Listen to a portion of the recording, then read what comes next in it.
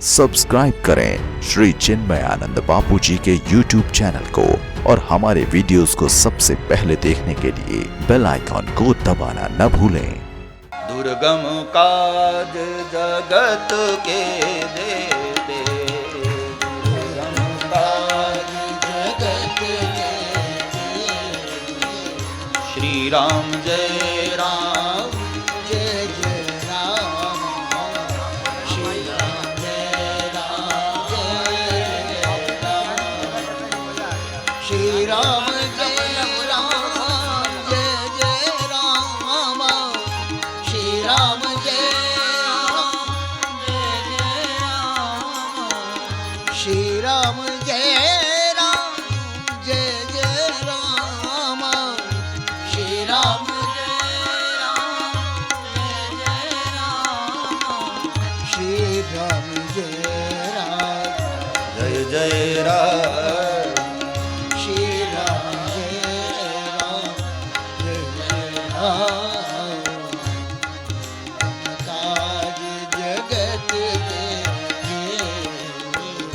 दुर्गम काज जगत के देते, दुर्गम काज सब गाइए। सुगम अनुग्रह तुम्हारे देते, सुगम अनुग्रह तुम्हारे देते। राम दुआरे तुम रखवारे, राम दुआरे तुम रखवारे, राम दुआरे तुम रखवारे, राम दुआरे तुम रखवारे। होत नवाज्ञा बिनु पैसारे,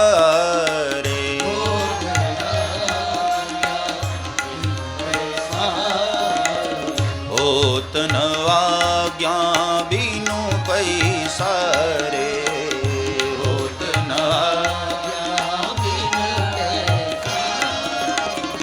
सब सुख लहे तुम्हारी शरणा, सब सुख लहे तुम्हारी शरणा, सब सुख लहे तुम्हारी शरणा, सब सुख लहे तुम्हारी शरणा। तुम रक्षक काहू को डरना, तुम रक्षक काहू को डरना। श्री राम जय राम जय जय राम, श्री राम जय राम जय जय राम। तो बाबा तुलसी की बड़ी प्यारी धारणा है कि दुर्गम से दुर्गम कार्य भी सुगम हो सकते हैं जो ऐसे जीवन को जीना आरंभ कर दे। और फिर आगे की चौपाई मैंने कल दर्शन कराया आप लोगों को। राम द्वारे तुम रखवारे, भगवान राम के द्वार पर श्री हनुमंत विराजमान हैं और उनकी आज्ञा के बगैर कोई भगवत चरणार वृंद में प्रवेश नहीं पा सकता है। और मैंने कल इतने सारे नियम भी आपको बताए कि जिसके भीतर ये बुराइयां न हो वही राम द्वार पर अंदर प्रवेश पाने का अधिकारी होता है।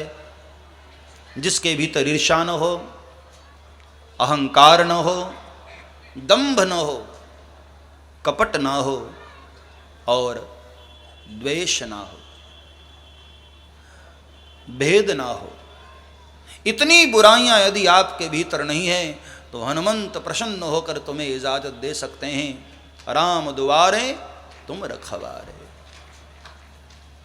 और मैंने कल कहा कि राम सत्य संकल्प प्रभु, राम मतलब सत्य, राम मतलब धर्म। धर्म के मार्ग पर आना सरल है लेकिन धर्म में प्रवेश पाना बड़ा कठिन है। तथाकथित हम लोग धार्मिक हो सकते हैं लेकिन धर्म में जीवन जीना बड़ा मुश्किल होता है, बड़ा कठिन मामला है। धार्मिक हो जाना सरल है, हाँ, लेकिन धर्म को धारण करना बड़ा कठिन है। धर्म हमारे भीतर हो, हमारे रग रग में हो, रक्त की हर बूंद में हो, ये बहुत कठिन है। लेकिन हनुमंत कृपा हो तो ये कार्य सरल हो सकता है। और अब आगे की चौपाई जरा उसका भी हम दर्शन करें। सब सुख लहे तुम्हारी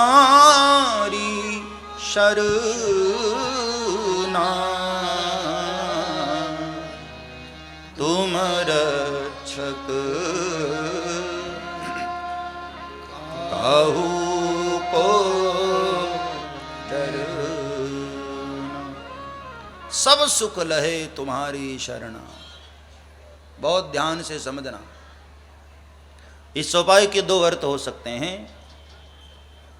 पहला अर्थ तो यह है कि संसार में जितने भी सुख हैं, सब सुख हनुमान जी महाराज के चरणों में जाते ही प्राप्त हो जाते हैं। सब सुख लहे तुम्हारी शरणा। अथवा तो एक संत ने बड़ी प्यारी बात कही कि नहीं, सबको मिल सकता है। कोई ऐसा न सोचे कि भाई मैं दूसरे धर्म का हूं, क्या मुझे मिल सकता है। कोई ऐसा न सोचे कि मैं छोटा हूं, छोटी जाति का हूं। नहीं,